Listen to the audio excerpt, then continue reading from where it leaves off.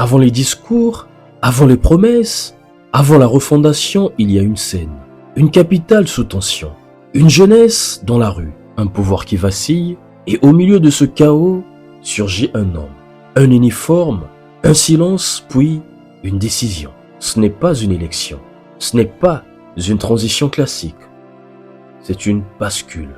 En quelques jours, un président chute, un système tremble et un nom s'impose.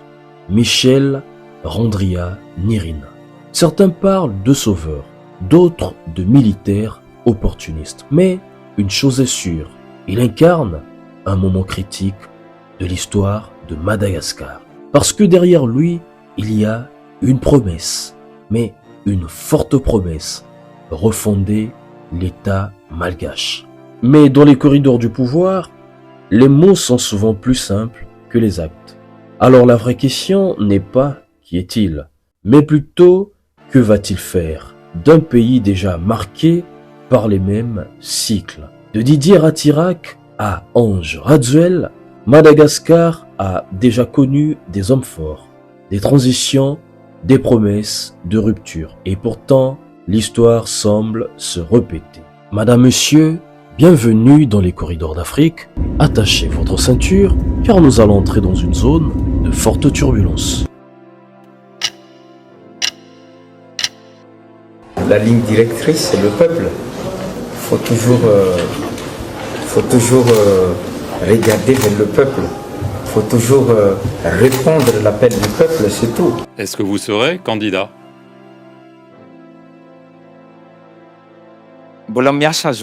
Là, je suis en plein... là, je travaille, mais je ne pense pas à être candidat en ce moment. Alors, vous avez parlé des organisations de la société civile, la jeunesse. Certaines organisations et aussi les évêques ont émis des réserves sur votre refondation. Ils dénoncent le retour d'anciennes pratiques, d'anciens acteurs. On sait que les attentes sont énormes. Est-ce que vous leur dites « Oui, je vous entends. Oui, il y aura une véritable refondation » parce qu'ils semblent avoir de sérieux doutes. La refondation, le redressement des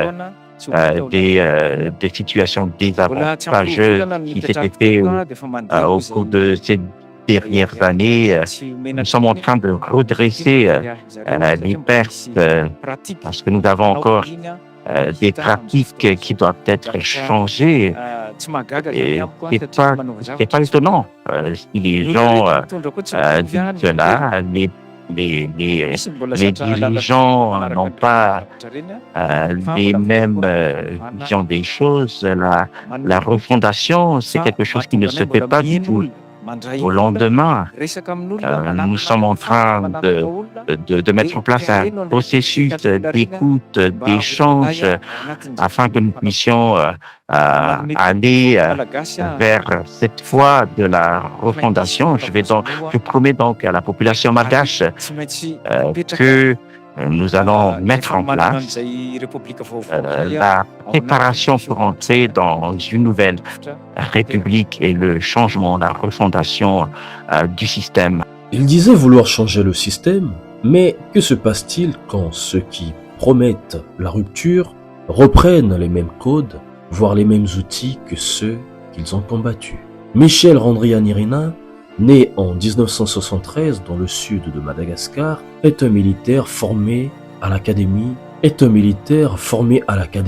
d'Antirab. Pas un homme politique classique, un officier, il gravit les échelons dans une structure clé, le CAPSAT, une unité d'élite de l'armée, un appareil stratégique discret, mais proche du pouvoir. Son parcours n'est pas linéaire.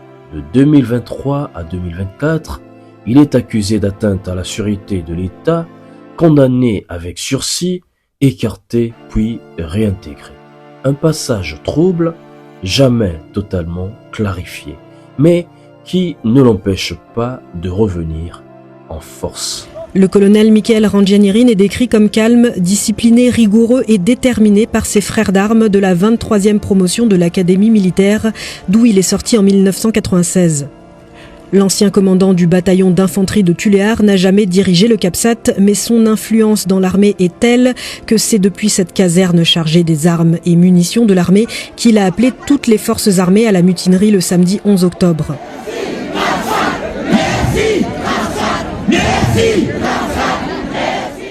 Virulent opposant d'Anjradzoeln, le colonel Randjanirin a été emprisonné 6 mois à la prison de haute sécurité de Tsiafa, puis condamné à 1 an de prison avec sursis pour tentative de coup d'État en 2023. On m'a arrêté aussi pendant l'élection en 2023. On m'a mis en prison à Tsiafa. Je sais ce que c'est. Aujourd'hui, je ne fais qu'écouter. On m'a déjà accusé d'avoir fait un coup d'État en 2023. En 2025, le contexte est explosif. Des coupures d'électricité éparses, une crise sociale notoire, la colère populaire grimpe. La Gen Z descend dans la rue. Le pouvoir vacille et au cœur de cette bascule, le colonel refuse de réprimer. Il s'aligne avec les manifestants, puis agit. Octobre 2025 marque non seulement la chute du président Anjradzoeln, mais aussi sa fuite. Puis l'intervention militaire. Ce que nous demandons là en ce moment, c'est que le président démissionne d'ici les 72 heures.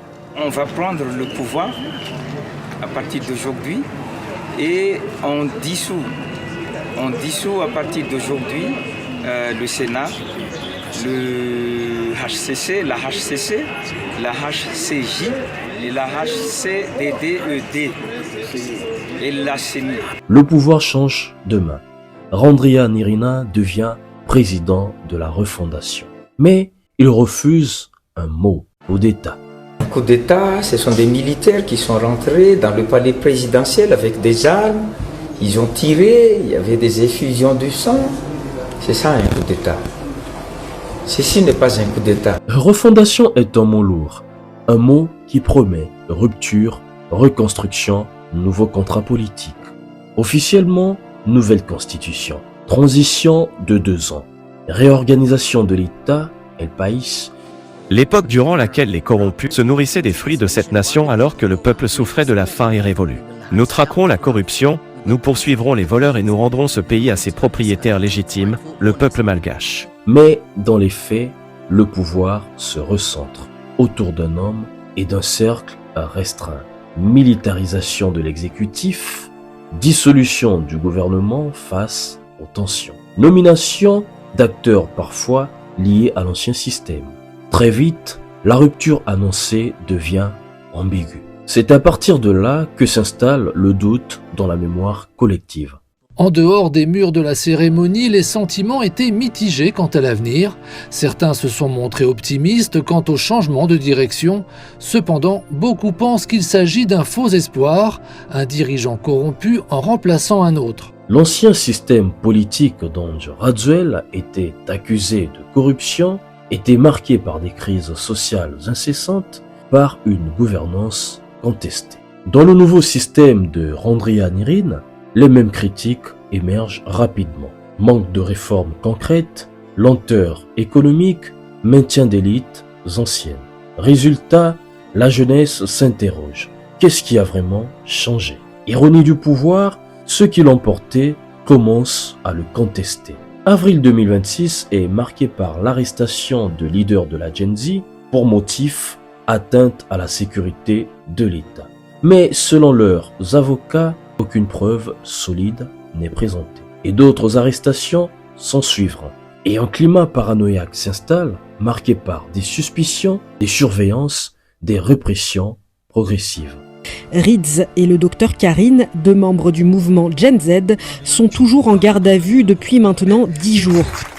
Reçus par le Premier ministre vendredi, les représentants de la Gen Z dénoncent des arrestations arbitraires et un manque total de transparence.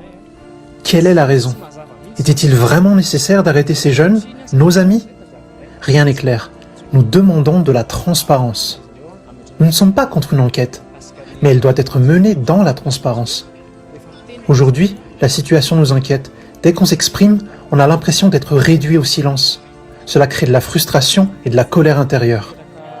6 membres de la Gen Z avaient été interpellés après une marche pacifique le 11 avril à Antananarive. 4 d'entre eux ont depuis été libérés. La ministre de la Justice, Fanirsu Ernayv, affirme qu'un document lié à la préparation d'un coup d'État a été découvert. Elle évoque également des échanges sur WhatsApp et Telegram impliquant le colonel Patrick Rakut-Mamouns. Ancien opposant à Andra Zoeln, ce dernier avait brièvement intégré la présidence de la refondation avant de publier une série de vidéos virales dans lesquelles il dénonçait des faits de corruption au plus haut niveau de la transition. Après plusieurs mois de cavale, il a finalement été arrêté en même temps que certains membres de la Gen Z. Face aux accusations d'intimidation portées par le mouvement, le Premier ministre se veut rassurant et appelle à l'apaisement. L'enquête se poursuit. Les familles de ces jeunes ont été reçues par le président. Un échange a eu lieu hier afin de discuter de la situation. Des mesures seront prises prochainement par le président de la refondation. Du côté de la population, ces arrestations des membres de la Gen Z sont vues d'un mauvais œil et sont perçues pour beaucoup comme un retour aux méthodes du président déchu Andra Zoeln. Ces jeunes, ils n'ont ni les moyens ni le pouvoir de faire un coup d'État. C'est comme un œuf qui se bat contre une pierre. S'ils veulent manifester, il faut les laisser, c'est leur droit. Le droit à la liberté d'expression qu'on a nous-mêmes revendiqué. Il ne faut pas les arrêter, c'est pour ça qu'on a manifesté avant. Les manifestants se sont battus contre le régime précédent pour changer tout ça. Et aujourd'hui, rien n'a changé. C'est même pire. Amnesty International dénonce également des arrestations et détentions arbitraires accusant les autorités d'instaurer un climat de peur sous couvert de lutte contre la corruption. L'organisation appelle au respect des libertés fondamentales. Le schéma devient familier. Un pouvoir issu de la rue qui finit par contrôler la rue. Ce qui équivaut à la concentration du pouvoir, à l'usage sécuritaire de l'État, à la criminalisation de la contestation. Exactement ce qu'il dénonçait. Son pouvoir ne tient plus qu'à un fil, mais Andra Zoeln s'y accroche. Coup de théâtre ce mardi. Sur Facebook, la présidence malgache annonce la dissolution de la Chambre des députés. Conformément aux dispositions de l'article 60 de la Constitution, l'Assemblée nationale est dissoute. Dans un message posté dans la foulée, il justifie sa décision. Ce choix s'impose pour rétablir l'ordre au sein de notre nation et renforcer la démocratie. Aussitôt, ils sont des milliers à descendre dans la rue. Ce mardi, l'Assemblée devait justement se réunir pour voter l'empêchement temporaire du président pour abandon de poste. Car depuis dimanche, on ignore toujours où se trouve Andra Zoeln. Lundi, depuis un lieu inconnu, le président malgache s'est exprimé en direct sur les réseaux sociaux. Il dit avoir été victime d'une tentative de meurtre et écarte toute démission. Depuis le 25 septembre, il existe un véritable projet de coup d'État, une tentative d'assassinat contre moi. Nous avons tous constaté que les crises qui ont frappé le pays ont conduit à la ruine et à la récession. Autre élément troublant, le repositionnement diplomatique. Rencontre avec Emmanuel Macron, rapprochement peu à peu avec Vladimir Poutine et la volonté d'adhésion aux BRICS. Un jeu d'équilibriste, mais aussi un signe clair. Madagascar entre dans une logique géopolitique plus large. 4 mois après son arrivée au pouvoir et surtout quelques jours après un déplacement au Kremlin, le président de la refondation malgache était donc reçu hier à Paris. Le colonel Mikael Randjanirin a rencontré son homologue Emmanuel Macron pour un déjeuner de travail.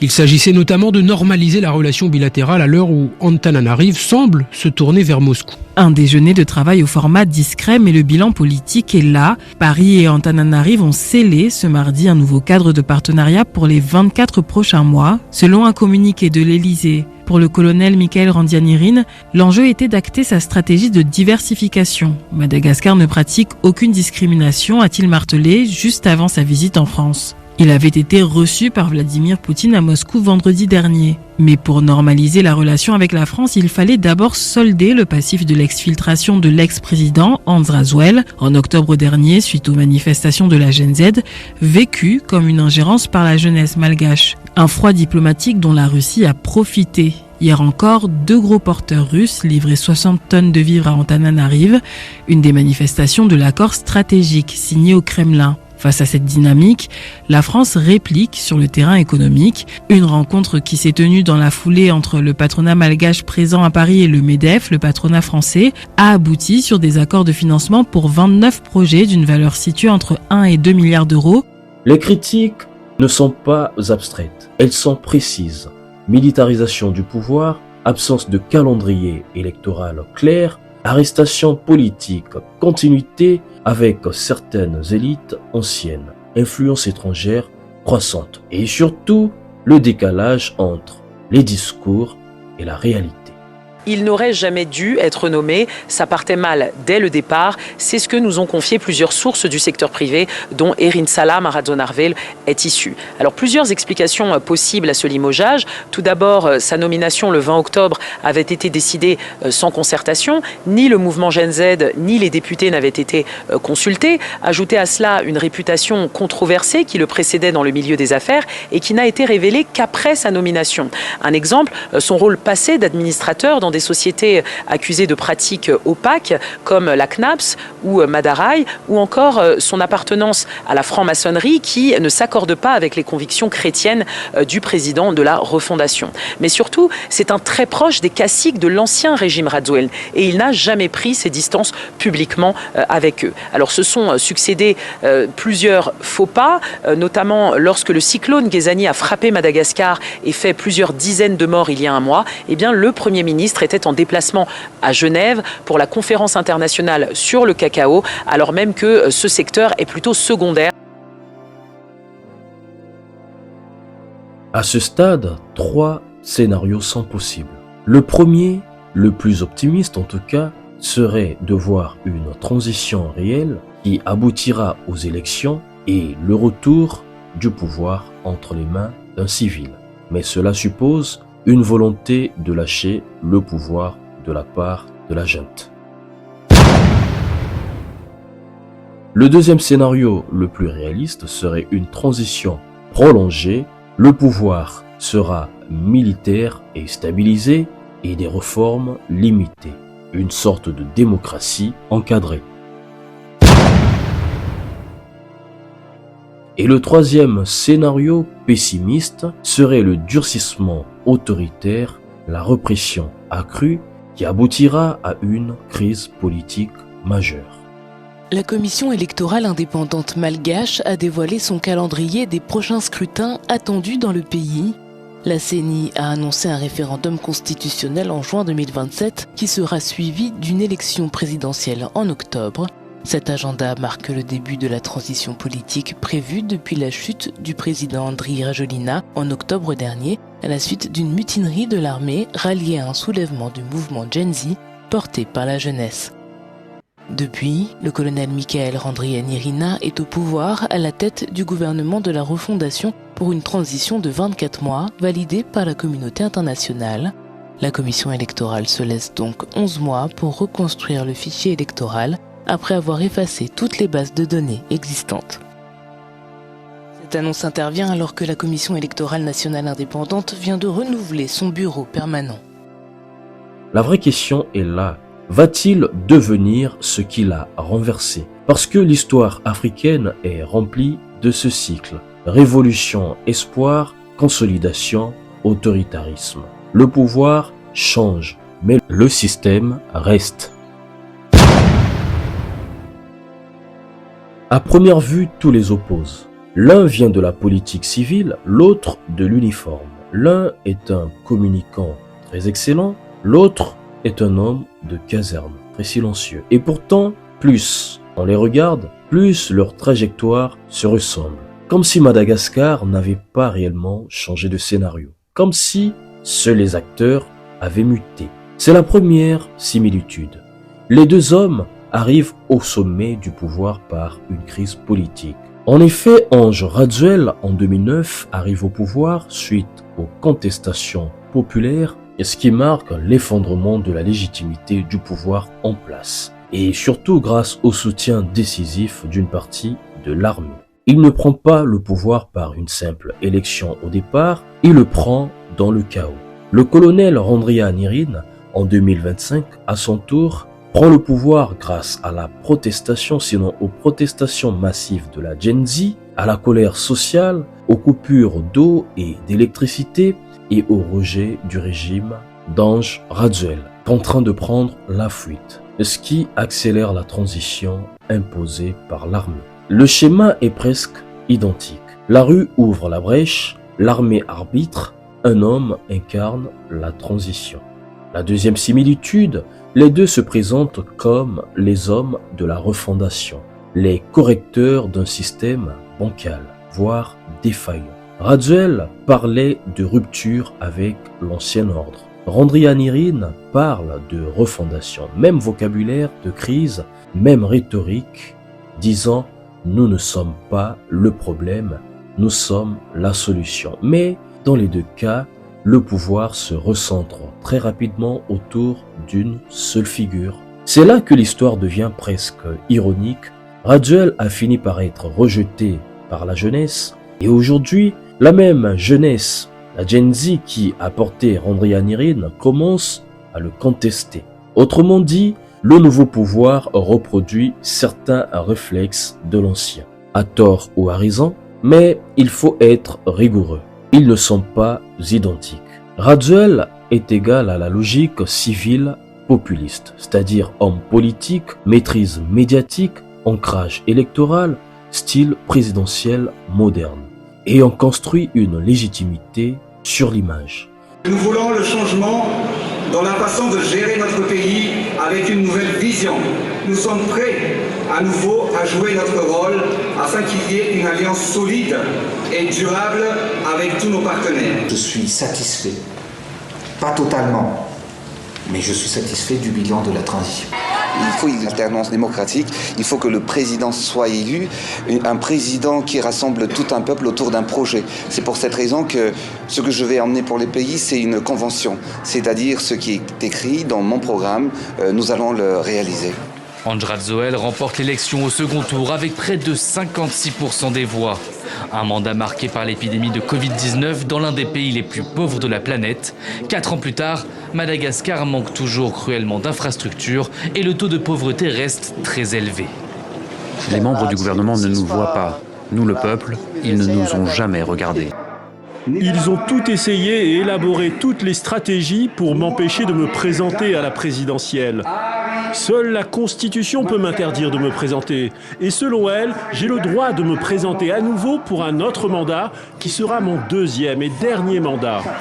Une élection remportée dès le premier tour, mais de nombreuses voix s'élèvent et dénoncent un président déconnecté de la réalité, comme ici en avril lorsque nous l'avions rencontré.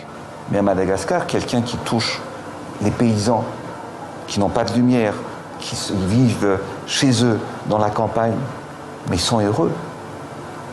S'ils touchent 100 €, ils sont heureux. Randrianirine est égal à la logique militaro-transitionnelle.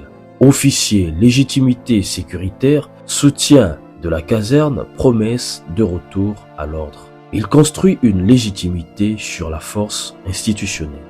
L'un gouverne par la narration politique, l'autre par la discipline étatique. Mais le résultat peut converger. Mais pourquoi ce cercle vicieux continue de se répéter depuis Didier Ratsiraka? Simplement parce que le problème dépasse les individus. C'est un problème qui est plutôt structurel. Premièrement, l'État n'a jamais été totalement stabilisé. Depuis l'indépendance, les institutions sont fragiles, les alternances sont conflictuelles et l'armée est politiquement influente. L'État n'a jamais su complètement séparer le pouvoir politique du pouvoir coercitif. Deuxièmement, la crise sociale est omniprésente. La pauvreté est structurelle, la jeunesse est frustrée, les services publics sont défaillants. À chaque génération, une nouvelle explosion. Ratsiraka, Ravalman, Radziwiłł et aujourd'hui Randrianirine, le combustible reste le même. Troisièmement, la rue comme mécanisme de succession. À Madagascar, force est de constater, le changement politique passe souvent moins par les urnes que par la mobilisation de la rue. Cela crée une culture politique de rupture, pas de transition apaisée, mais des bascules. Quatrièmement, l'armée considérée comme étant arbitre suprême. Et c'est peut-être le point central. Quand les institutions civiles perdent leur légitimité, l'armée devient le juge final. Depuis Ratsiraka, ce rôle revient sans cesse. Et tant que cela continue, le cycle ne fera que se répéter. Le problème n'est pas uniquement qui gouverne ou qui doit gouverner. Le vrai problème, c'est que chaque nouveau régime promet la rupture, mais hérite des mêmes structures, sans réforme profonde de la justice, des institutions électorales, des services publics, des rapports armés et politiques. Le système recycle ses crises. Et tant que le système reste intact, la rue continuera de produire ses hommes forts. De Didier Ratirac à Ange Radzuel jusqu'au colonel Randrianirine, l'histoire semble répéter une même question. Qui gouverne réellement Madagascar? Seraient-ce les institutions ou simplement la rue? C'était les Corridors d'Afrique, au cœur d'Afrique. N'oublie pas de t'abonner à la chaîne, c'est gratuit pour nous soutenir, d'activer la cloche de notification pour ne rien manquer de nos prochaines publications, de nous dire dans les commentaires ce que tu en penses. D'ici là, portez-vous bien et on se dit à très vite pour un nouveau Corridor.